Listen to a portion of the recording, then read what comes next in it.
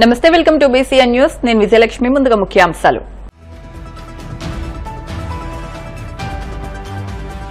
సహకార సొసైటీలో అవినీతికి తావు లేకుండా రైతాంగానికి సేవలందించాలి. నర్సాపురం ఎమ్మెల్యే బొమ్మిడి నాయకర్ సూచనలు.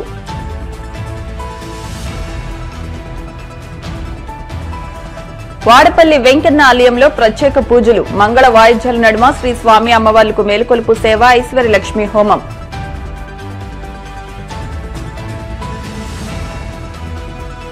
దక్షిణ ఒడిశా, ఉత్తరాంధ్ర తీర ప్రాంతంలో కొనసాగుతున్న అల్పపీడనం మరో 24 గంటల్లో వాయుగుండంగా మారే అవకాశం ఉందని విశాఖ వాతావరణ కేంద్రం హెచ్చరిక.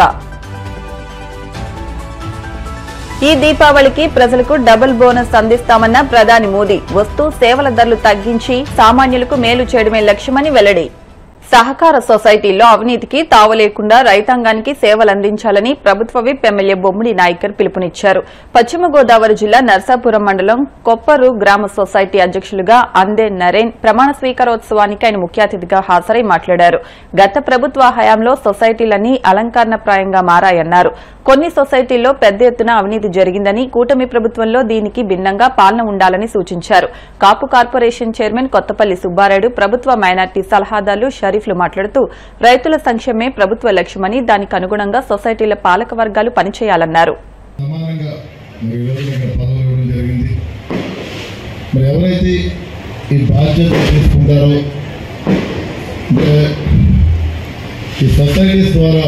అంటే ప్రత్యేకంగా అగ్రికల్చర్ సంబంధించింది కాబట్టి, వ్యవసాయ మార్కెట్కి సంబంధించింది కాబట్టి రైతులకి మన నరేన్ గారు కానీ వారి టీం కానీ అక్కడున్న అధికారులు కలుపుకొని మరి ఎవరైతే రైతులు ఉన్నారో మరి వారందరికీ కూడా న్యాయం జరిగే విధంగా, అంటే నరేన్ కూడా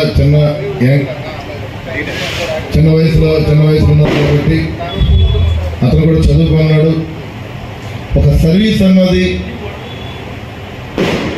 అంటే డెవలప్మెంట్ ఏ రకంగా చేయాలి, బ్యాంకుల ద్వారా మనం రైతులకు ఏ రకంగా రుణాలు ఇప్పించగలం, ప్రభుత్వం ద్వారా వచ్చే పథకాలు కానీ, ప్రభుత్వం ఏదైనా కొత్త స్కీమ్స్ పెట్టినా ఆ ఇంప్లిమెంటేషన్లో రైతుల్ని కోఆర్డినేట్ చేసుకొని, అంటే అధికారులు ఎలాగ ఉంటారు కాబట్టి అధికారులతో కోఆర్డినేట్ చేసుకుని మరి కొప్పరు గ్రామానికి, అంటే ఎందుకంటే అగ్రికల్చర్గా చూసుకుంటే కొప్పరు గ్రామం బలమైంది కాబట్టి ఇక్కడ రైతులు కూడా ఎక్కువ మంది ఉన్నారు కాబట్టి ఈ గ్రామంలో అందరినీ కలుపుకొని, అంటే ఇక్కడ గ్రూప్ రాజకీయాలు కాకుండా ప్రతి ఒక్కరికి న్యాయం జరిగే విధంగా పార్టీలకు అతీతంగా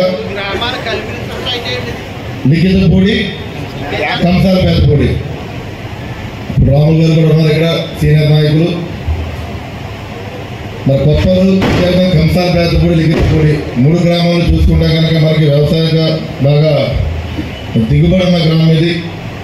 మరి గ్రామాన్ని, ఈ సొసైటీని కూడా ఏదైతే మీకు ఈ బాధ్యతల ద్వారా సొసైటీగా మరి అధ్యక్షుడిగా మీకు నియమించారు కాబట్టి మీరు ప్రతి ఒక్కరిని కూడా కలుపుకునే విధంగా ముందుకెళ్లాలని చెప్పి మనస్ఫూర్తిగా తెలియజేస్తున్నాను. నేను కోనసీమ తిరుమలగా వర్ధిల్లుతున్న వాడపల్లి శ్రీ వెంకటేశ్వర స్వామి ఆలయంలో సోమవారం ప్రత్యేక పూజలు వైభవంగా నిర్వహించారు. మంగళ వాయిద్యాల నడుమ శ్రీ స్వామి అమ్మవార్లకు మేల్కొలుపు సేవను నిర్వహించిన అనంతరం ఐశ్వర్య లక్ష్మి హోమాన్ని జరిపించారు. అర్చకులు శ్రీ స్వామి అమ్మవార్ల వసంత మండపంలో అష్టోత్తర పూజలు నిర్వహించగా ప్రత్యేక అలంకరణలో ఉన్న స్వామిని దర్శించుకుని భక్తులు తరించిపోయారు.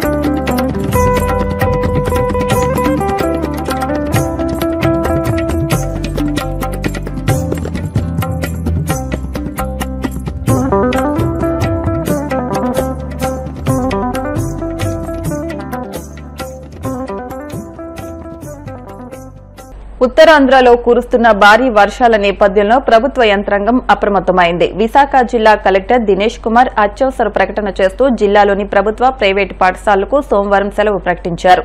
అల్లూరి సీతారామరాజు జిల్లా కలెక్టర్ కూడా విద్యా సంస్థలకు సెలవు ప్రకటించారు. దక్షిణ ఒడిశా, ఉత్తరాంధ్ర తీర ప్రాంతాల్లో అల్పపీడనం కొనసాగుతోందని విశాఖ వాతావరణ కేంద్రం తెలిపింది. మరో 24 గంటల్లో ఇది వాయుగుండంగా మారే అవకాశం ఉందని, ఈ నెల 19న తీరం దాటే అవకాశం ఉందని, దీని ప్రభావంతో ఆంధ్రప్రదేశ్లో విస్తృతంగా భారీ నుంచి అతి భారీ వర్షాలు కురిసే అవకాశం ఉందని విశాఖ వాతావరణ కేంద్రం వెల్లడించింది. ఈ క్రమంలో అధికారులు విశాఖపట్నం, అనకాపల్లి, కోనసీమ, కాకినాడ, పశ్చిమ గోదావరి జిల్లాలకు రెడ్ అలర్ట్, శ్రీకాకుళం, పార్వతీపురం మన్యం, తూర్పు గోదావరి, అల్లూరి సీతారామరాజు, ఏలూరు, కృష్ణా, బాపట్ల, పల్నాడు, ప్రకాశం, నంద్యాల జిల్లాలకు ఆరెంజ్ హెచ్చరికలు జారీ చేశారు. ఈ ఏడాది దీపావళికి దేశ ప్రజలకు డబుల్ బోనస్ అందుతుందని ప్రధాని మోదీ ప్రకటించారు. వస్తు సేవల ధరలను తగ్గించి పేద, మధ్యతరగతి వర్గాలకు మేలు చేకూర్చేందుకు జీఎస్టీలో తర్వాతి తరం సంస్కరణలు తీసుకురానున్నట్లు ఆయన వెల్లడించారు. ఢిల్లీలో 2 ప్రధాన రహదారి ప్రాజెక్టులను ప్రారంభిస్తూ ఆయన ఈ కీలక ప్రకటన చేశారు. సుపరిపాలన విస్తీర్ణే తమకు సంస్కరణ అని పేర్కొన్న ప్రధాని ప్రజల జీవితాలను, వ్యాపారాలను సులభతరం చేసేందుకు రానున్న రోజుల్లో మరిన్ని సంస్కరణలు రానున్నాయని తెలిపారు.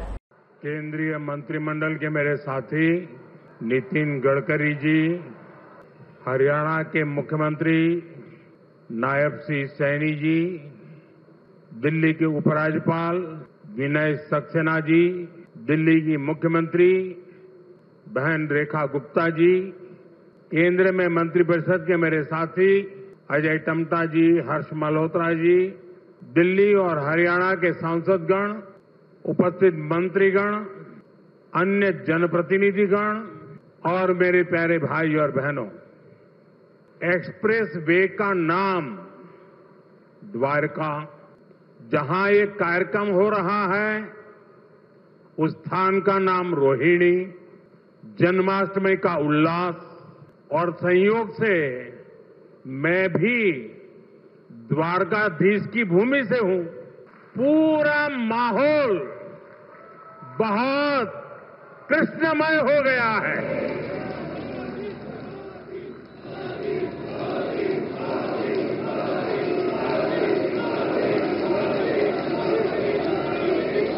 साथियों, अगस्त का ये महीना आजादी के रंग में, क्रांति के रंग में रंगा होता है।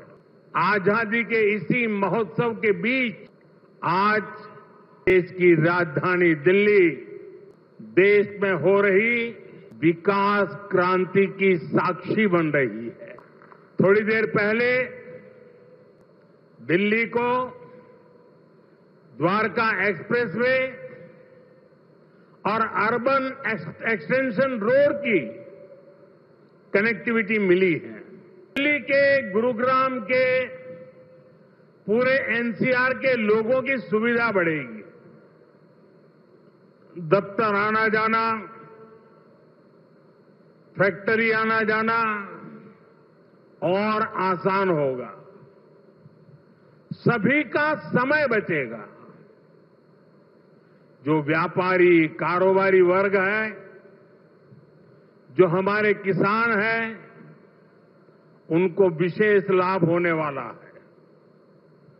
दिल्ली एनसीआर के सभी लोगों को इस आधुनिक सड़कों के लिए, आधुनिक इंफ्रास्ट्रक्चर के लिए बहुत बहुत बधाई देता हूं। ఇప్పుడు కాసేపు ప్రకటనలు।